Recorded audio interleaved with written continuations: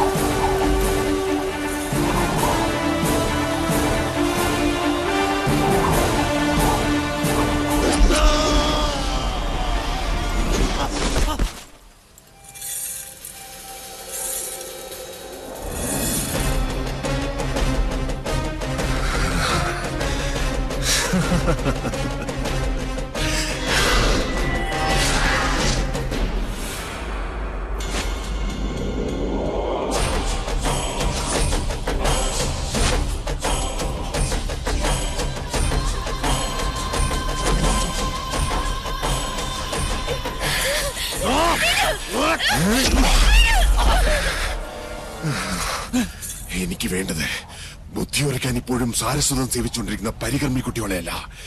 അതറിയില്ലേ നിനക്ക്? എവിടെയവൻ? നിന്റെയൊക്കെ വാദ്യാർ, എനിക്കൊന്ന് കാണണവനെ. ഇങ്ങോട്ട് വിളിക്കുക. ഗിരീശനല്ല, താത്രി. ഞാൻ ആവാഹിച്ചു വരുത്തിയ മണിയങ്കോട്ടെ താത്രി, സാവിത്രി എന്ന രക്തരാക്ഷസൻ. ഗിരീശ! അയ്യോ, മാധവേട്ടനോ? ഇവിടെ നിൽപ്പുണ്ടായിരുന്നോ? ഞാൻ കണ്ടില്ല. ഞാൻ ഇവരോട് പറയായിരുന്നു മാധവേട്ടൻ എന്റെ ശത്രു അല്ലാന്ന്. അല്ല, അതാണ് സത്യം. മിത്ര എന്റെ പെങ്ങളല്ലേ, അവളുടെ ദൈവമല്ലേ മാധവേട്ടൻ. പട്ടാഴി മാധവൻ എന്റെ അളിയനാന്ന് പറയുന്നതിൽ എനിക്കെന്നും അന്തസ്സാ.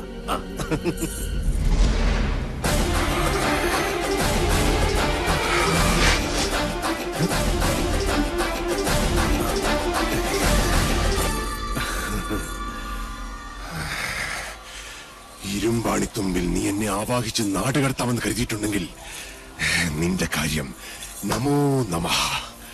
പിന്നെയൊന്നും പുലയോട് പുലയായിരിക്കും നിന്റെ അമ്മയ്ക്ക്. പട്ടാഴിയുടെ ആണിക്കലൂരി ഞാൻ.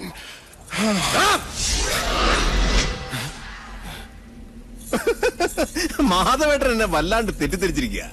ഞാൻ ഇവിടെ വന്ന് നിങ്ങളെ കൊണ്ടൊരു സങ്കടം പറയാൻ വന്നതാ. പട്ടാഴിയിലെ പൊന്നുംകുടത്തിന് ഇനി എന്തിനാ ചെമ്പ്രയിൽ ഒരു പൊട്ട്? ഈ വീട് എനിക്ക് വിട്ടുതാ മാധവേട്ട. പട്ടാഴിയിലെ കർണനോടല്ലേ ഞാൻ എന്റെ ആഗ്രഹം പറയുന്നത്. സാധിച്ചു തരണം. കൊതിച്ചുപോയി.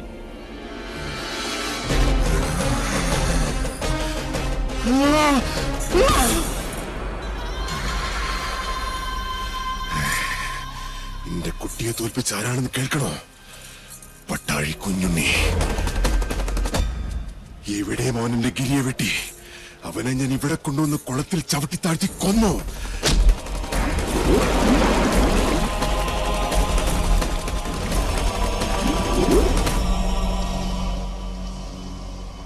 ആത്മാവും ശരീരവും വേർപെടുത്തി ഈ ഞാൻ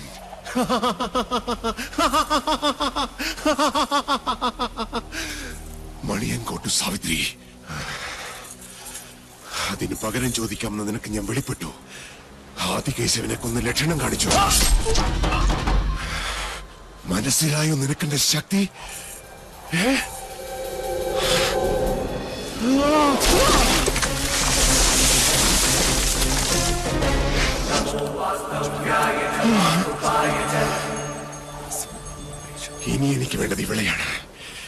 ഇവൾക്ക് വേണ്ടിയാണ് ഞാൻ കാത്തിരുന്നത് ഈ കണ്ട കാലം വരേക്കും.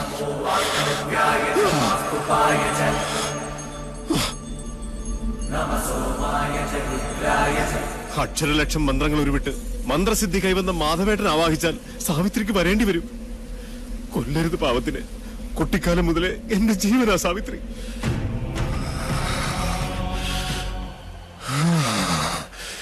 ഇനി ഞങ്ങളെ വേർപെടുത്താൻ പറ്റില്ലാർക്കും.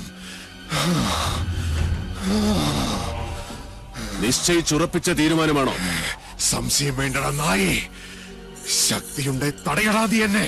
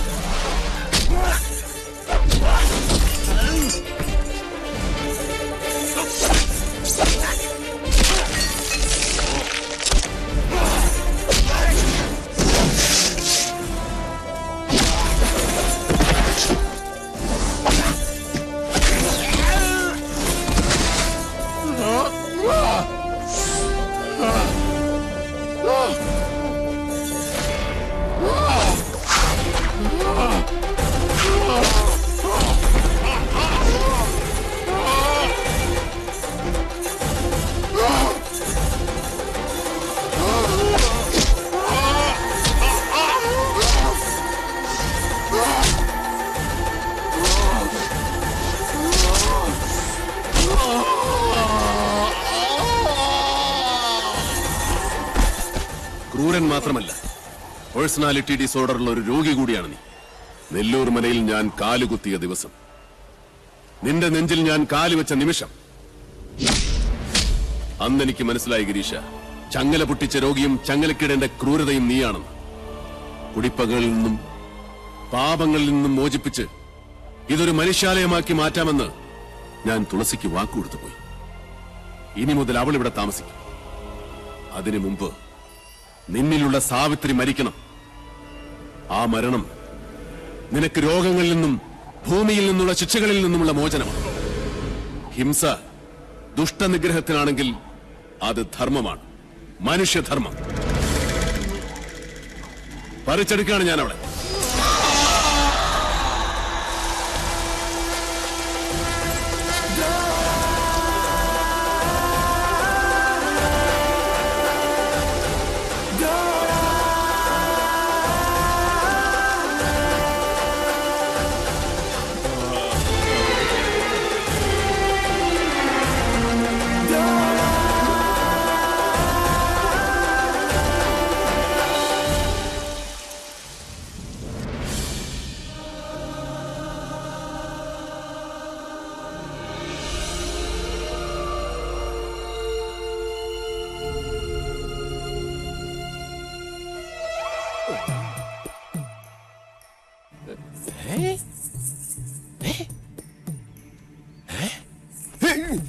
ഇല്ല, ഞാൻ വാങ്ങില്ല.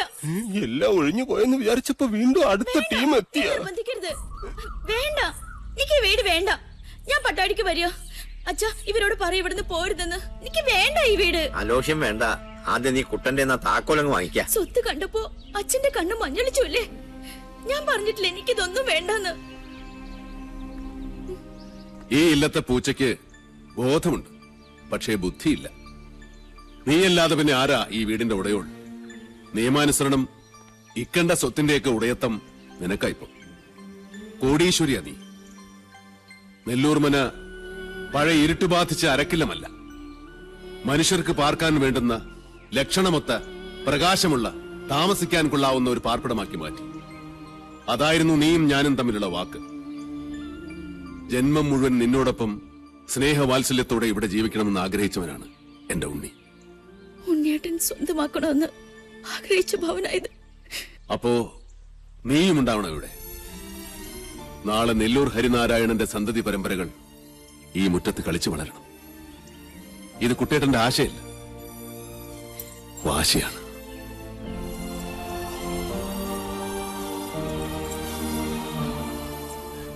എല്ലാരും പോകാനുള്ള പരിപാടിയാ. ഇത് തന്നെ അവസരം. ഇനി ഒട്ടും സമയം കളയണ്ട, നമുക്ക് വേഗം പോകാം. വരട്ടെ. ഇനി ആര് വരാൻ? ശാരണി മാമേ, പൊട്ടിയെ ഓടുമാറ്റാനും ഒരു കൊളുത്തുറപ്പിക്കാനും ഒക്കെ ഇവൻ ധാരാളം മതി. അതിലൊക്കെ ഇവൻ കേമന. അതുകൊണ്ട് ശാരണി മാമയ്ക്ക് ഒരു കയ്യാളായിട്ട് ഇവൻ ഇവിടെ നിൽക്കട്ടെ. അയ്യോ എന്ന് പറഞ്ഞ ഞാൻ